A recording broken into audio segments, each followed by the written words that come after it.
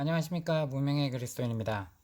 오늘은 지난번 영상에 이어 계속해서 돌아온 탕자 비유 이야기에 대해서 심층적으로 살펴보고 있습니다. 지난 시간에 계속 살펴본 것처럼 탕자로 우리가 알려져 있는 둘째 아들의 행동을 그 이스라엘 성서 시대의 배경으로 문화적인 이해를 해보았습니다. 우리가 현대에 지금 읽고 있는 우리 성경 독자들에게도 둘째 아들은 의심 없이 여지없이 탕자였습니다. 근데 그 비유를 듣던 1세기 유대인 청중 입장에서 살펴봤으니까 우리가 느끼는 체감 온도가 확실히 달랐다는 것을 알 수 있을 겁니다. 그때 당시 비유를 들으면서 그 예수님의 비유 이야기를 들으면서 오호 참 세상 말세군 말세, 저런 홀의 자식을, 저런 자식을 어떻게 손본다, 그런 일이 있을 수 있어? 라고 했을 수 있습니다. 청중이 이제 탄식을 또 하게 된 주인공이 이어서 등장합니다. 그것이 누굴까요? 아버지였어요. 아버지의 행동이 당시의 문화로서 도저히 납득할 수 없는 행동을 했다는 것입니다. 우리가 현대사회 입장에서 볼 때 유산을 요구했어, 그것도 가능할 일이라고 볼 수 있죠. 그죠? 우리는 그 입장에서 유산을 요청한 것은 그렇게 크게 문제 삼지 않았어요. 왜? 그럴 수 있는 기사들을 봤고 그런 문화 속에 있으니까. 하지만 뭐예요? 탕진했던, 그 아버지 재산을 불린 게 아니라 탕진한 그 사실에만 우리가 집중을 했었지 않겠습니까? 근데 그게 아니에요. 요구한 자체도 잘못된 거고, 그죠? 근데 그런 아버지가 자식에 대한 정권을 휘두를 수 있는 당시 사회였어요. 그죠? 가부장적 권위를 가질 수 있는, 그것이 당연했던 그런 시대입니다. 근데 결코 이해가 안 되는 행동을 했다는 겁니다. 그 청중이 듣기에. 무엇일까요? 왜 아버지는 아무 말 없이 순순히 유산을 나누어 줬을까요? 그죠? 이것이 그런 홀의 자식을 가만히도 그냥 이렇게 청중이 봤을 거예요. 아버지가 순순히 그 자식을 혼내지도 않고 뭐라고 하지도 않고 그냥 그 재산을 준다고? 이런 것이 더 청중들을 흥분시켰을 수 있어요. 둘째 아들이 분명히 되바라진 행동을 봅니다. 근데 결국 아버지의 행동에 폭발하게 될 거죠. 무엇일까요? 왜 이렇게 유대인 청중에 그렇게 비춰졌을까요? 그죠? 우리가 이제 뭐 슈퍼맨이 돌아왔다 뭐 등등의 우리가 TV를 켰을 때 예전에 했던 그 방송들 있죠. 그리고 이제 그 이후로도 나오는 그 아버지의 캐릭터들이 있어요. 언론에서 만들어지는 그 캐릭터가 아이들과 잘 놀아주고 그 응석도 잘 받아주는 자상하고 인자한 아버지, 그런 아버지, 그로 인해 아이들이 철딱선이 없는 응석바지로 만들고 자칫 망할 수도 있지만 그렇게 그 아이들을 받아주는 그런 아버지의 캐릭터가 나올 수 있어요. 또 다른 캐릭터는 아이들의 잘못을 따끔하게 질책을 할 땐 해야 된다. 그리고 때로는 회초리도 마다 않고 엄격하게 키워야 된다. 그런 권위적인 이미지를 가진 아버지의 상이 있을 것입니다.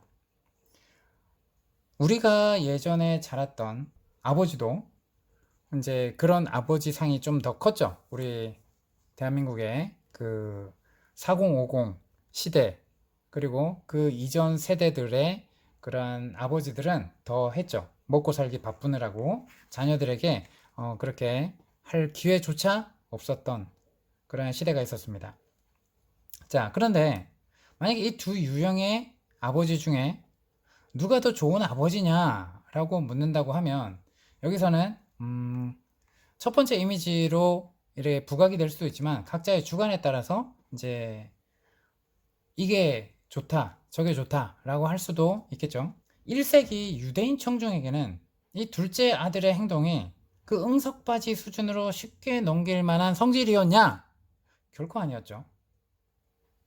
근데 아버지의 행동에 현대 성경의 독자들이 쉽게 이 아버지는 두 유형의 아버지 중 자상하고 인자한 캐릭터의 아버지 아니었어요? 라고 쉽게 판단하고 넘길 수준이 아니었던 것이에요. 이에 대응하는 아버지의 행동 역시 단순하지 않았다 라는 것을 볼 수 있습니다.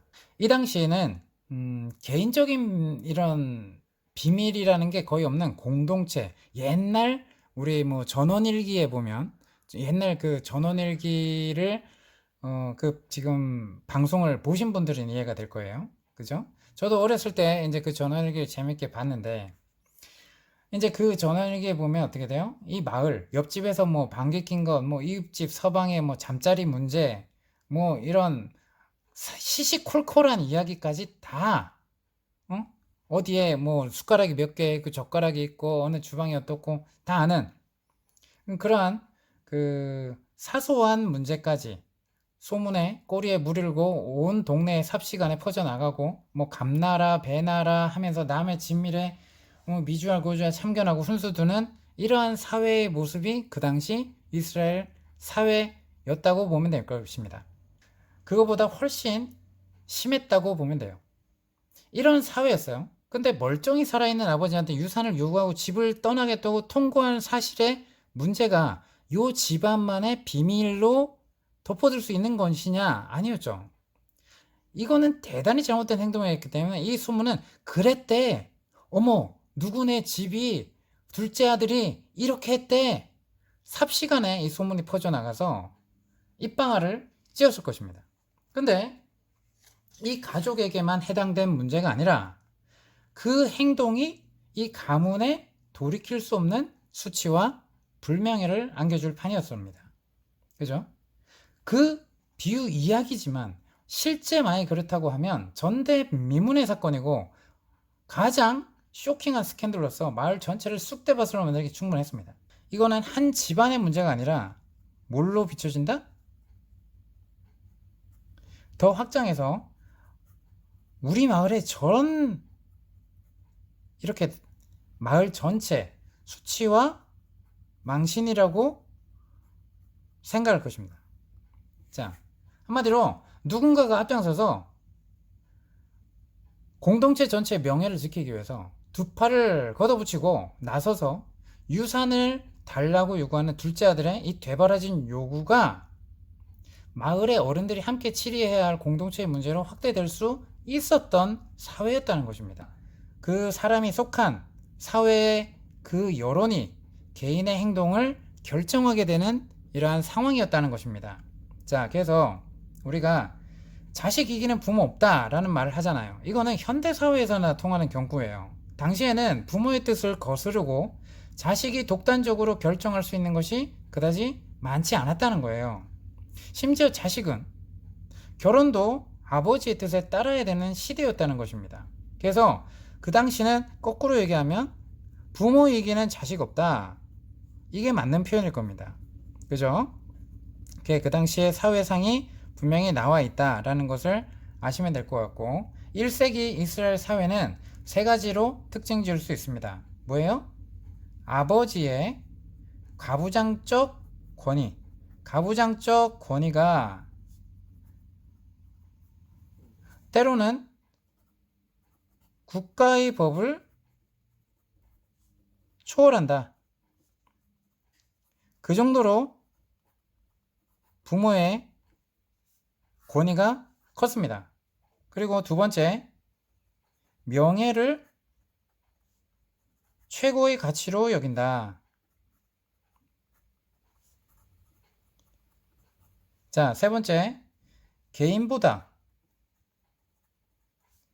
집단 그리고 공동체 이익이 우선시 되는 이러한 시대였어요. 그래서 이러한 시대라는 것을 알고 접근을 해야 합니다. 이 아버지의 행동이 바람직한 것인가? 자, 그래서 이 탕자의 요구를 받고 이 아버지가 취할 수 있는 행동의 폭이 이러한 사실을 알면 결정하는 데 있어서 그 행동의 폭이 그리 넓지 않았음을 알 수가 있습니다. 이 요구에 대해서 둘째 아들이 요구를 했어요, 아버지한테. 그러면 개인이, 이 아버지 개인이 나는 이렇게 인자한 아버지가 될 것인가 아니면 엄격한 아버지가 될 것인가 소신껏 선택할 수 있는 상황이 아니었다는 것입니다. 이 사회적인 요구 수준을 넘어서 일종의 사회적 압박에 가까운 선택을 해야만 했다는 거예요. 만약에 자존심이 있고 명예로운 아버지라면 응당 아들에게 공개적인 망신을 주는 것을 생각할 수밖에 없는 시대였고, 그렇게 하는 것이 당시는 지극히 자연스럽게 여겨졌다는 것입니다. 그러면 단지 그 망신 수위를 어디까지 할 것이냐만 결정하면 되는 거예요. 예를 들어 이 마을의 어른들이 모두 모인 자리에 아들을 끌고 나가서 아들의 행동을 낱낱이 고하고 뺨을 찰썩 때리거나, 아니면 더 심하면 아들에게 가족 구성원의 자격을 공식적으로 박탈하는 그러한, 예를 들면 야 저놈 호적에서 파내 라고 우리식으로 표현하자면 그런 것이죠. 당시 반항적인 아들에게 아버지가 취할 수 있는 이런 방안들은 과연 지나친 것이었을까요? 당시 문화적 요구와 상황들은 이 탕자와 같은 아들을 어떻게 치리하도록 권고하고 있을까? 이 질문에 해답을 찾기 위해서 우리는 먼저 성경의 모세의 율법을 살펴볼 필요가 있죠. 먼저 신명기 21장 18절에서 21절에 그 해답을 찾을 수가 있어요. 이 탕자의 비유에 나오는 둘째 아들과 같은 상황에서 아버지가 취해야 할 마땅한 행동의 표본을 보여주고 있습니다. 한번 찾아보겠습니다. 읽어봅시다. 사람에게 완악하고 패역한 아들이 있어 그의 아버지의 말이나 그 어머니의 말을 순종하지 아니하고 부모가 징계하여도 순종하지 아니하거든 그의 부모가 그를 끌고 성문에 이르러 그 성읍 장로들에게 나아가서 그 성읍 장로들에게 말하기를 우리의 이 자식은 완악하고 패역하여 우리의 말을 듣지 아니하고 방탕하며 술에 잠긴 자라 하면 그 성읍의 모든 사람들이 그를 돌로 쳐 죽일지니 이같이 내가 너희 중에서 악을 제하라 그리하면 온 이스라엘이 듣고 두려워하라 라고 나와 있습니다. 자, 여기서 방탕하며 술에 잠긴 자라 라고 하는 거는 실질적으로 술꾼을 의미하는 단어가 아니고 이 관용적인 표현이라고 앞에 영상에서 설명했기 때문에 그것은 넘어가겠습니다. 지금 읽어본 본문처럼 반항적인 아들을 성읍 장로들이 보는 앞에서 돌로 쳐 죽이라고 명령한 이 모세의 율법은 현대의 성경 독자들로는 심히 놀라운 말씀이에요. 오늘날 이 말씀을 그대로 적용한다 그러면 살아남을 자식이 별로 없을 거예요. 그렇죠? 하지만 반항하는 이 아들을 죽일 수도 있다는 이 말씀을 볼 때 이 위에서 언급한 이 마을 사람들의 이 반응은 절대 지나친 것이 아님을 알 수가 있겠죠. 유대인의 성서 주석인 미드라시는 이런 아들을, 이런 패역한 자식을 죽은 것으로 여기고 뭐를 해라? 장례식을 치르는 모습이 언급이 되어 있어요. 웃기죠? 자, 끊어진다. cut off. 자, 이것을 의미하는 이 행위는 그 캐짜짜라 그래요. 캐짜짜라는 이 의식은 친족 공동체가 반항적인 아들과 사적인 인연을 완전히 끊고 상징적인 장례 행위를 치르는 것을 말하는 거예요. 그래서 이 부분을 쉽게 설명을 하면 이 캐짜짜 의식은 만약 어떤 아들이 조상으로부터 기업으로 받은 땅을 이방인에게 팔아 넘긴다면 그의 친족들은 불에 탄 곡식으로 가득 채운 통을 가져와서 그 아들이 보는 앞에서 통을 깨부셔야 돼요. 그리고 그 아들은 흩어진 곡식들을 한데 모으고 이렇게 외쳐야 됩니다. 이 흩어진 곡식들처럼 나는 조상의 기업으로부터 끊어질 것이다 라고 해야 됩니다. 자, 이게 캐짜짜 의식이에요.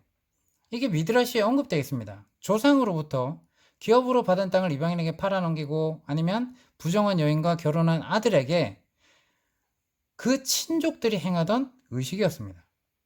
그러면 이 유산을 요구하고 먼 나라로 떠나려 한 탕자의 경우와는 다소 차이가 있지만 성서학자들은 어떤 식으로 추정하냐면 예수님 당시에도 이런 반항적인 아들을 치리하기 위해 유사한 의식이 실행되었을 것으로 추정을 하는 거예요. 왜요? 여기서 둘째 아들이 돌아왔을 때 아버지가 그 아들을 가리켜서 두 번이나, 그죠? 두 번이나 죽었다가 다시 살아난 아들로 표현을 합니다. 맞죠? 한 번은 아들의 귀환을 기뻐하는 연회장에서, 그리고 또 한 번은 잔뜩 화가 난 첫째 아들을 달래는 과정에서 이야기를 하는 거예요. 그죠? 누가복음 15장 24절에 이 네 아들은 죽었다가 다시 살아났으며 내가 잃었다가 다시 얻었노라 하니 그들이 즐거워하더라 라고 얘기하고, 31절 32절은 아버지가 이르되 예 너는 항상 나와 함께 있으니 내 것이 다 내 것이로되 이 내 동생은 죽었다가 살아났으며 라고 표현을 합니다. 이 표현을 왜 했는지에 대한 것을 보면 이 당시 그러한 유사한 의식이 실행되지 않았을까라고 추정을 하는 거죠. 그래서 이 아버지가 말한 독특한 표현을 이해할 수 있는 실마리를 이제 이러한 의식을 그리고 이러한 기록을 통해서 살펴볼 수가 있다는 것입니다. 이 아버지의 인자하고 혹은 또 나약한 행동, 이거는 결코 아들이 죽은 것으로 여기는 캣짜짜 의식에 주도적으로 관여하지는 않았을 거예요. 이 아버지는. 하지만 둘째 아들의 행동에 분개한 친족들이 나서서 캣짜짜 의식과 유사한 행상을 치름으로 이 반항적인 아들을 이 마을 공동체에서 영원히 제명시켰을 가능성은 배제할 수 없다. 이 얘기입니다. 자, 둘째 아들이 돌아왔을 때 아버지가 아들에게 보여준 분에 넘치는 환대와 연애는 아마도 이 공동체에서 완전히 이러한 유사한 의식을 통해서 완전히 제명됐던 이러한 사회적인 죽음이겠죠? 사회적 죽음으로 살펴볼 수 있어요. 자, 이 둘째 아들의 지위를 완전히 다시 복권시키기 위해서 의도적으로 그 잔치를 하는 행위를 했을 거라고 생각을 합니다. 이 송아지 이렇게 도사를 했다 그러면, 그죠? 이 연회에 100명 혹은 200명 분의 식사가 가능한 그것을 보면 이 분명 4인 가족, 이 가족만의 연회가 아니라 마을 공동체가 모두 참여하는 성대한 연회였을 것이기 때문입니다. 이 아버지가 보여준 행동은 자, 이러한 마을 공동체의 사회적인 요구가 있음에도 불구하고 이 사람들의 관심과 이목이 순식간에 이 아들을 어떻게 대처하는지 아버지 행동에 관심이 모아졌을 거예요. 선택의 여지는 없어요. 둘째 아들은 이러한 공동체의 공개적인 수치와 함께 심하면 돌에 맞아 죽는 것도 각오하고 요구를 했어야만 했기 때문이죠. 근데 탁월한 스토리텔러였던 이 예수님이 청중의 기대와 예상을 완전히 뒤엎는 놀라운 반전을 합니다. 어떻게 해요? 끌고 나가서 장로들 앞에 그러한 내 자식이 이랬다 라고 한 게 아니라 아버지가 그 살림을 잘 읽으셔야 돼요. 각각 나누어 주었더니 라고 나와 있습니다. 각각 나누어 주었더니. 자, 우리가 여기서 그냥 넘어갈 수 있었던 게 이 요구에 따라서 첫째도 주었다는 거예요. 첫째도. 아시겠습니까? 둘째만 준 게 아니에요. 첫째도 이때 준 거예요. 아버지가 자식에 대한 정권을 휘두를 수 있는 당시 사회에서 자신의 가부장적 권위는 털끝만큼도 사용하지 않고 둘째 아들의 반항보다 청중을 더 충격에 빠뜨려서 와, 저런 아버지가 있나? 라고 할 수 있었을 겁니다. 명예를 최고로 가치도 여기던, 그죠? 당시 사회에서 청중들은 이 아버지의 이 같은 행동을 감당하기 힘든 수치로 여겼을 거예요. 아니, 도대체 이 아버지는 어떤 종류의 사람이란 말이냐? 아버지는 이 과연 따끔하게 호통도 치지 않는단 말이냐? 이 아버지는 과연 바보인가? 이렇게 생각될 수 있었던 거예요. 청중들이. 근데 우리말 성경에 아버지가 살림을 나누어 주었다. 살림을 나누어 주었다. 그죠?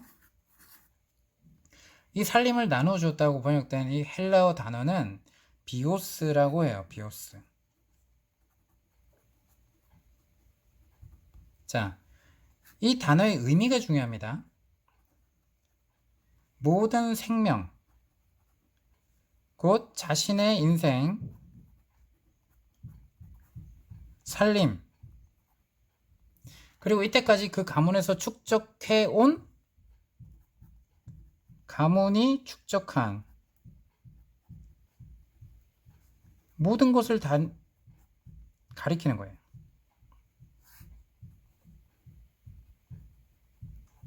아셨어요? 살림을 나눠준다. 그냥 이 말은 생명을 나눠준 거예요.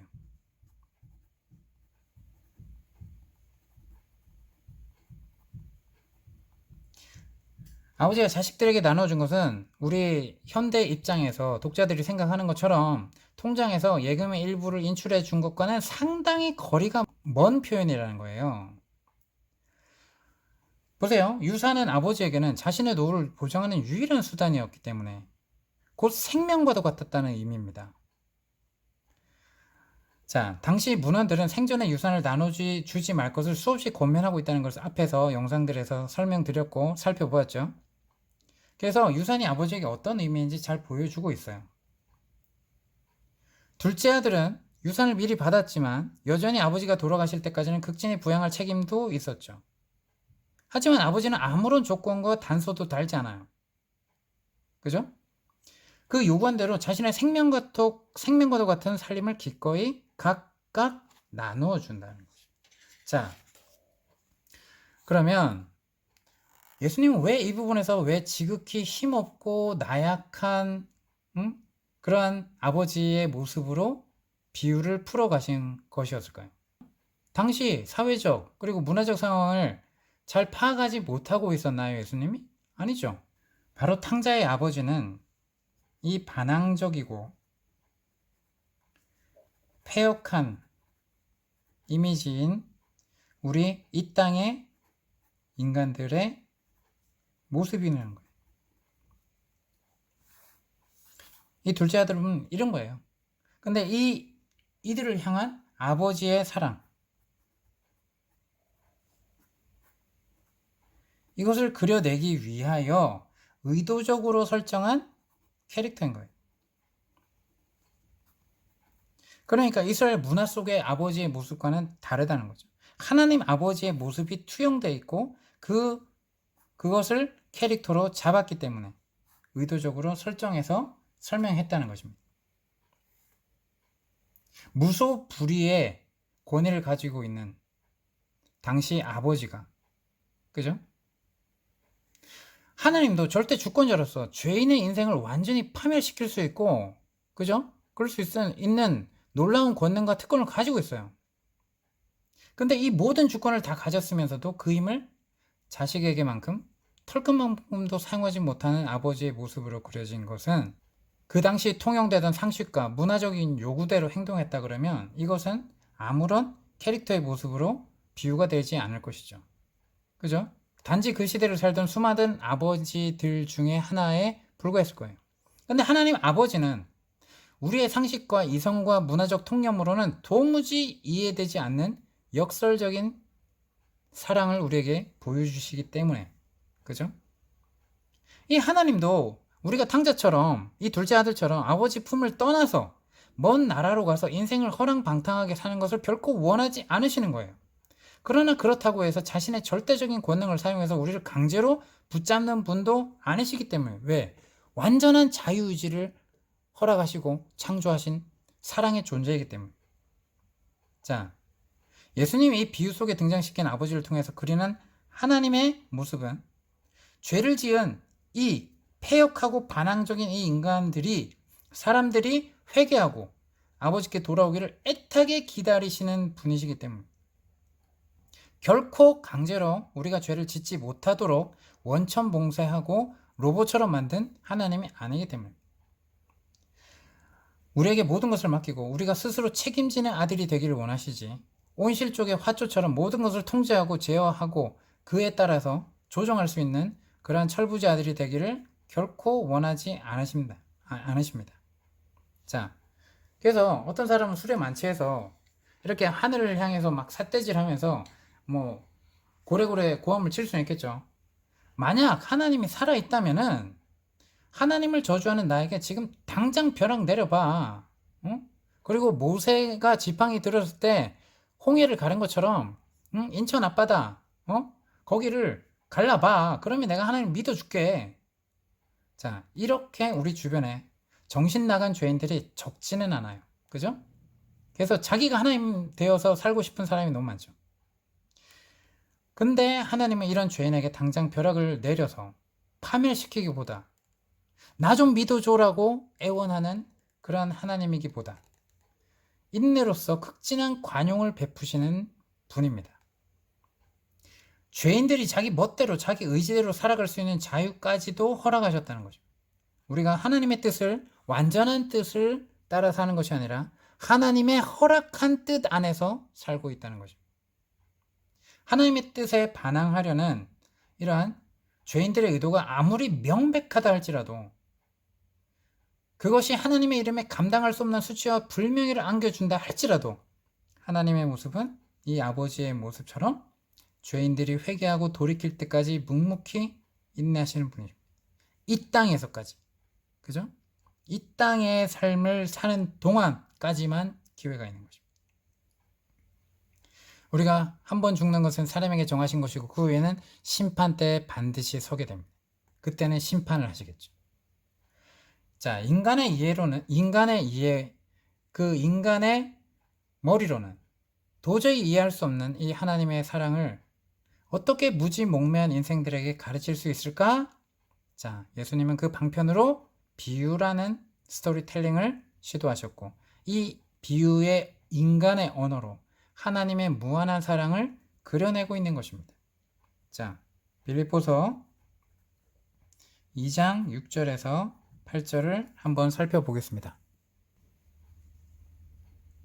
너희 안에 이 마음을 품으라. 곧 그리스도 예수의 마음이니 그는 근본 하나님의 본체시나 하나님과 동등함을 취할 것으로 여기지 아니하시고 오히려 자기를 비워 종의 형체를 가지사 사람들과 같이 되셨고 사람의 모양으로 나타나사 자기를 낮추시고 죽기까지 복종하셨으니 곧 십자가에 죽으심이라. 그죠? 자, 하나님의 무한한 사랑 우리가 깊이 생각해 봐야 합니다. 히브리서 12장 2절에 이런 말이 있죠. 믿음의 주요 또 온전하게 하시는 이인 예수를 바라보자. 그는 그 앞에 있는 기쁨을 위하여 십자가를 참으사 부끄러움을 개의치 아니하시더니 하나님 보좌 우편에 앉으시느라 라고 이야기를 하고 있습니다. 자, 오늘은 이 아버지의 이러한 모습이 왜 이렇게 힘없이 재산을 요구하면 그 반항적인 아들을 꾸짖지도 그리고 책망하고 장로들에게 끌고 가서 그 당시 문화적인 시대에 당연히 취해야 된 아버지의 그 율법 준수를 했던 그 시대에 살아가는 아버지의 모습으로 하지 않고 왜 이러한 비유로 반응하도록 이야기를 하셨는가? 아버지는 왜 이렇게 순순히 유산을 나누어 주었는지에 대한 설명을 하였습니다. 그리고 그 아버지는 어떠한 캐릭터를 나타낸다 라고 우리가 이해할 수 있을 것입니다. 오늘 설명은 여기까지고 다음 영상 기대해 주시기 바랍니다. 감사합니다.